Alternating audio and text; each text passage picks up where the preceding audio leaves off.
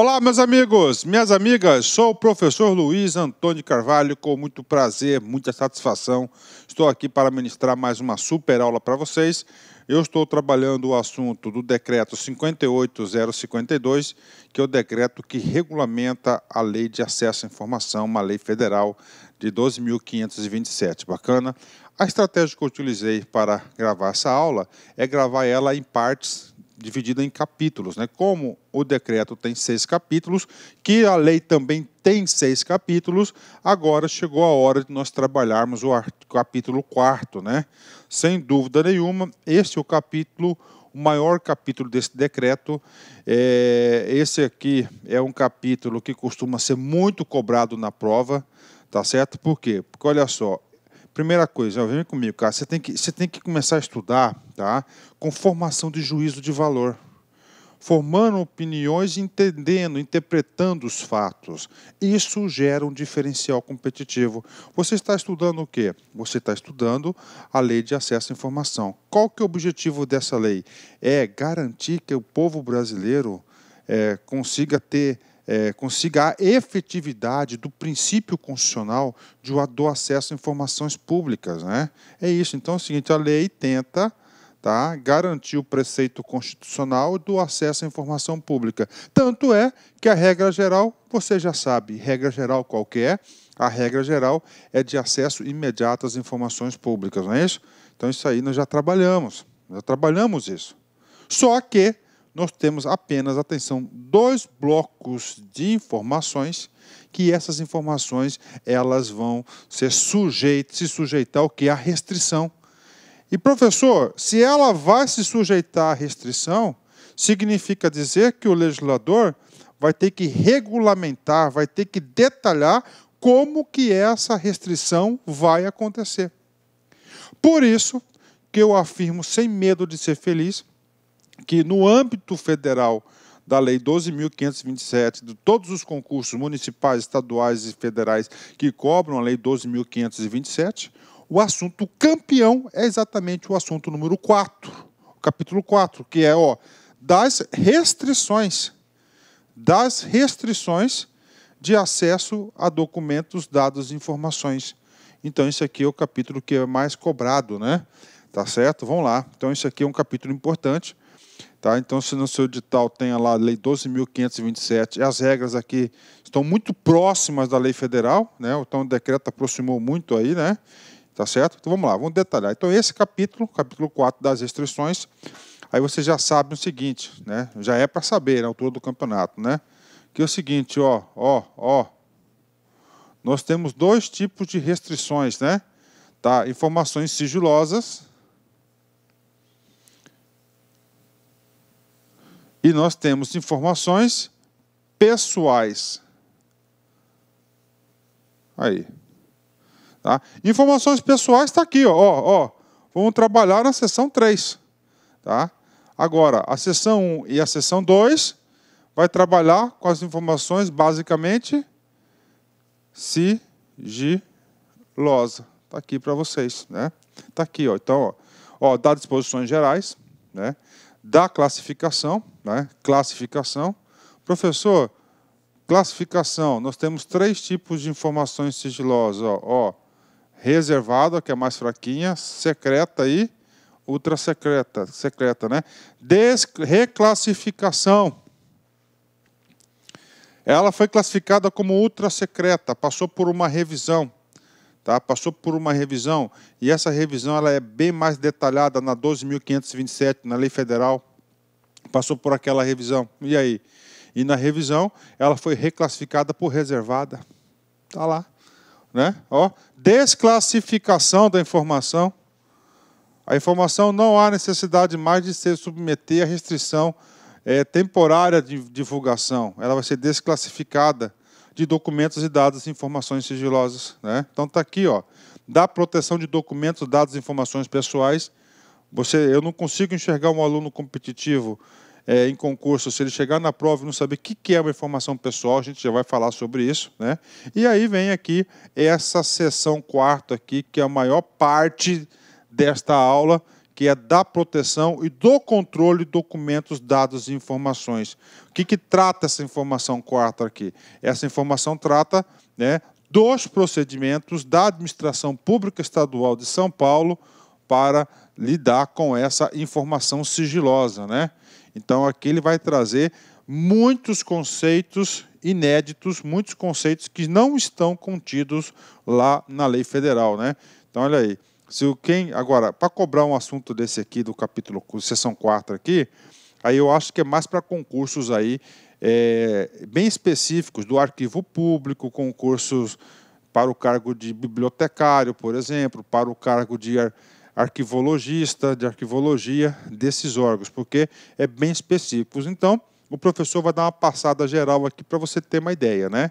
E pode ficar tranquilo, cara, que essa aula aqui, como disse para vocês, isso aqui não é uma aula do decreto 58.052, é um mini curso. Tá? Se você assistir a aula minha 12.527 e você assistir depois esse decreto aqui, cara, você está super preparado para qualquer questão de concurso em qualquer instância, pode ter certeza. Vem comigo, vamos estudar. Vamos lá. Então, capítulo 4 das restrições de acesso, documentos, dados e informações, primeira seção, disposições gerais. Lembrando que nós temos 4 disposições desse capítulo. Primeiro, artigo 27. 27. São consideradas passíveis de restrição de acesso no âmbito da administração pública estadual 2 categorias de documentos, dados e informações. 2 categorias. 2 categorias. Você já sabe quais são essas categorias. Primeira categoria são aquelas informações classificadas como sigilosas. E a segunda são as informações pessoais. Pronto. Básico. Já trabalhei isso em todas as aulas anteriores. Então, chegando agora, agora ele vai detalhar isso. Vamos lá. 2 categorias. Então, primeiro, quais são as informações que são sujeitas à restrição? 2 categorias. Informações, primeiro, sigilosas. Ela vai ter que ser classificada como sigilosa, não é isso? Ela não nasce sigilosa, ela nasce uma informação normal. Aí alguém competente vai ter que... Opa, isso aqui é uma informação sigilosa, ele vai classificar. E outra, informações pessoais, né? Informações sigilosas, né? Sigilos, né? Aqueles submetidos temporariamente, não é eterno, tá? Temporariamente, à restrição de acesso público em razão de sua imprescindibilidade para a segurança da sociedade e do Estado. Então está aqui. Professor, qual que é o motivo, qual que é o argumento utilizado para que uma informação seja escondida, tenha restrição de acesso? Que ela seja classificada, porque essa informação ela é imprescindível para a segurança da sociedade e do Estado. Esse é o apelo principal. Professor, e a informação pessoal? Pessoal da pessoa, aí. Diz respeito ao quê? À intimidade da pessoa, à vida privada, à honra, à imagem das pessoas, bem como liberdades e garantias individuais. Né? Vamos lá. Aqueles relacionados a pessoa natural, identificada ou identificável, relativos à intimidade, vida privada, honra, imagem das pessoas, bem como as liberdades e garantias individuais. Ou seja, nós temos aqui 5 hipóteses de informações pessoais, tá certo? 5 hipóteses de informações pessoais que serão aí consideradas aí de restrição, tá? Professor, e o prazo? Aí nós vamos ver, 100 anos, né? A gente vai ver um capítulo, uma seção à parte sobre isso, tá? Então você tem que saber essas 5. De novo, quais são as 5? Intimidade, vida privada, honra, imagem das pessoas, bem como liberdades e garantias individuais. Pronto. Vamos lá, estamos trabalhando, né? Então você já sabe que são 2 tipos de informações que podem ser sujeitas à restrição de acesso temporário. A informação pessoal também, ela se enquadra aí, tá? Na temporalidade. A gente vai mostrar para você no capítulo à parte. Parágrafo único, vem comigo.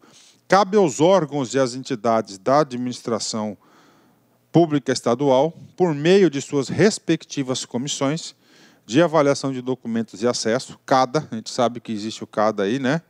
A gente estudou isso lá na segunda aula, né? A qual se refere os artigos 11 e 12, que vem regulamentar o CADA, Decreto promover estudos necessários à elaboração da tabela e à identificação de documentos, dados, informações sigilosas e pessoais, visando assegurar a sua proteção. Bacana. Artigo 28.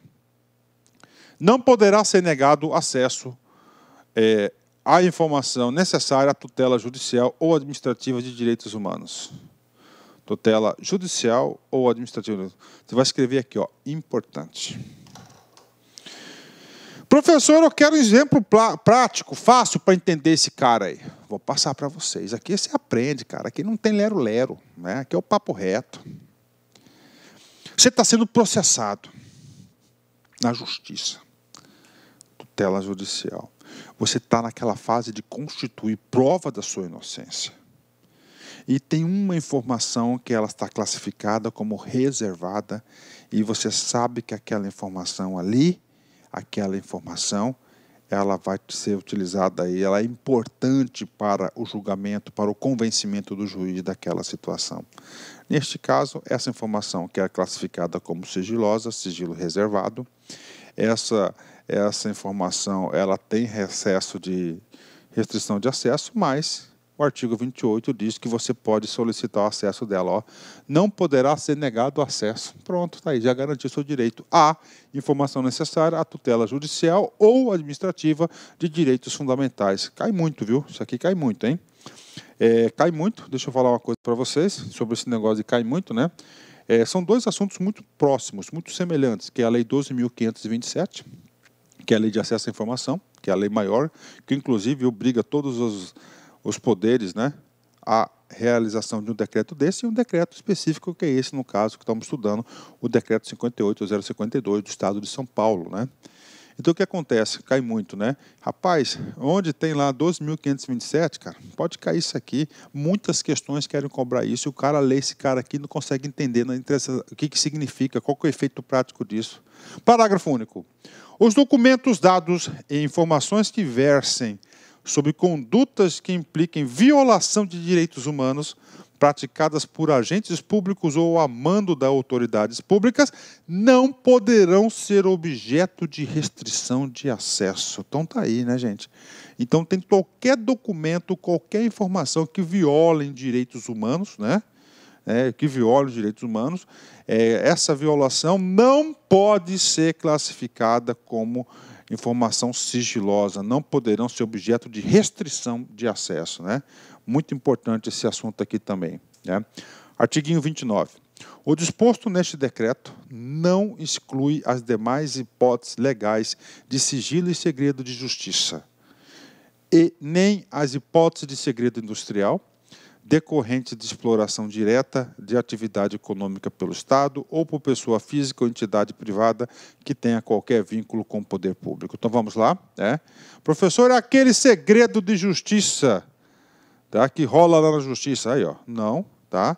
Então, essas hipóteses de segredo de justiça não está nessa lei, está numa legislação específica. As hipóteses de segredo industrial também não está nessa lei, é outra lei que trata sobre isso. Então, essas hipóteses aqui, ali está garantindo essas especificidades a serem tratadas por leis específicas, né?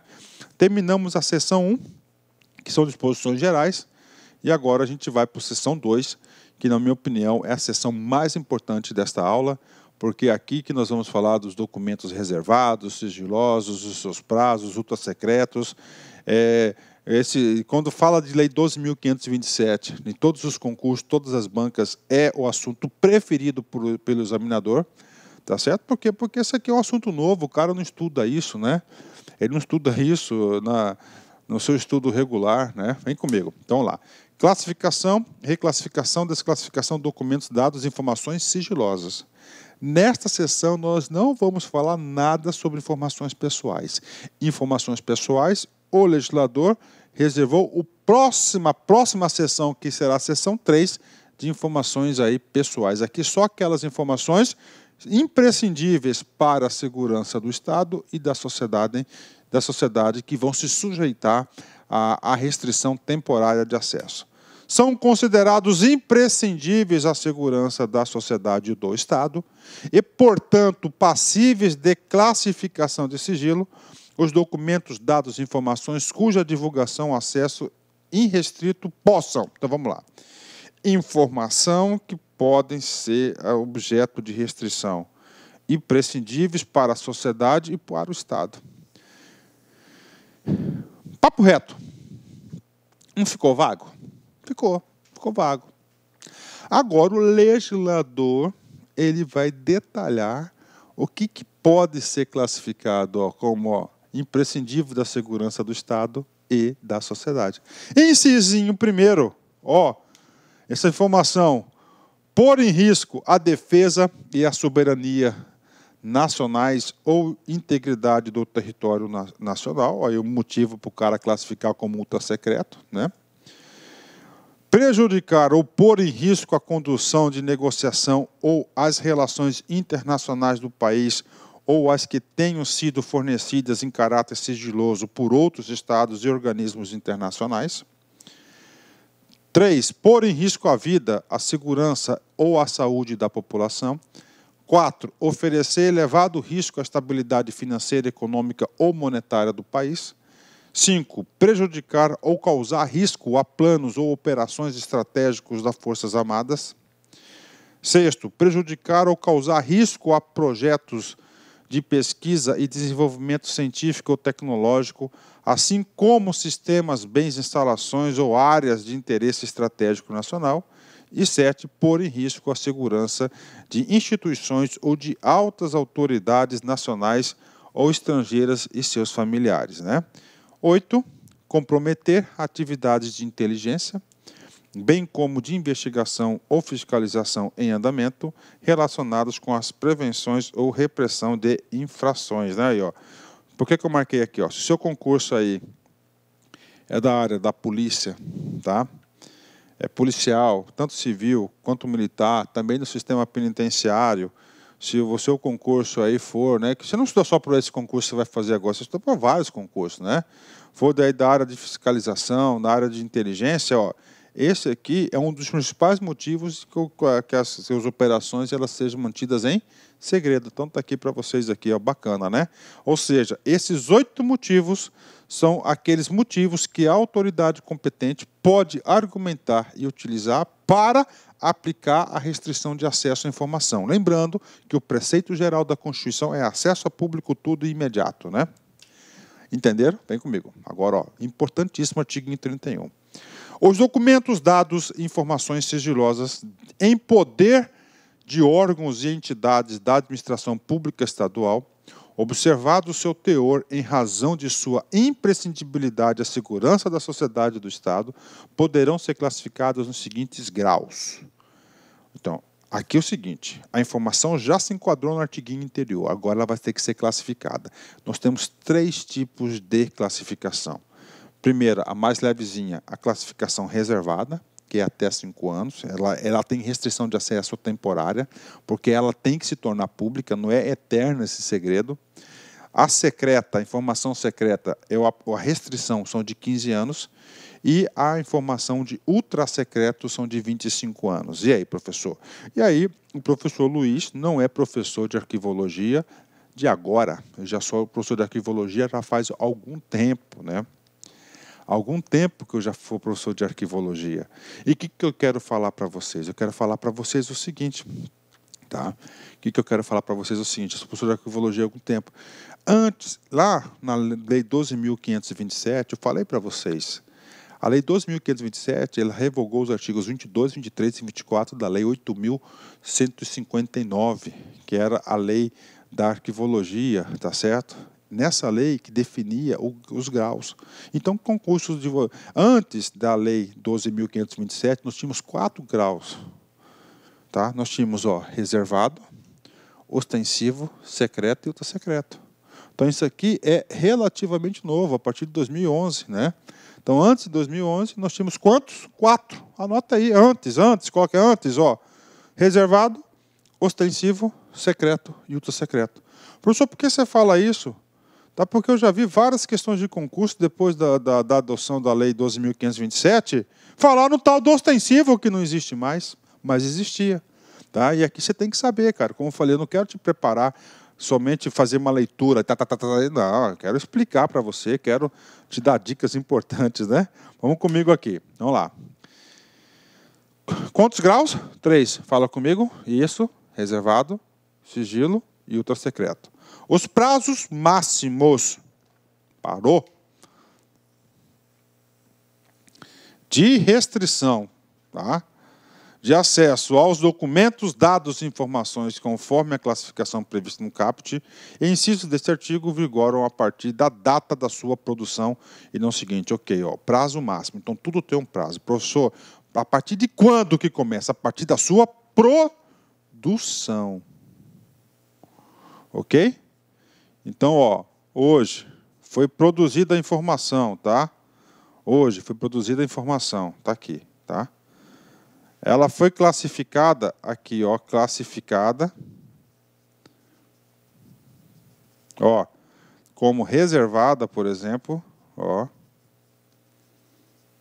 30 dias depois.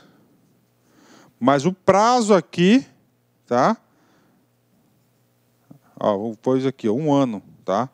Foi classificada como reservada por um período de 1 ano, por exemplo, ó. Ela passa a contar a partir daqui ou da produção? Aqui é da produção. Tá, onde o documento foi gerado. Então, ele passa a contar daqui, aqui, 1 ano, ok? Isso é importante, tá? 1 ano, tá? Ok? Então, a partir do quê? Da produção.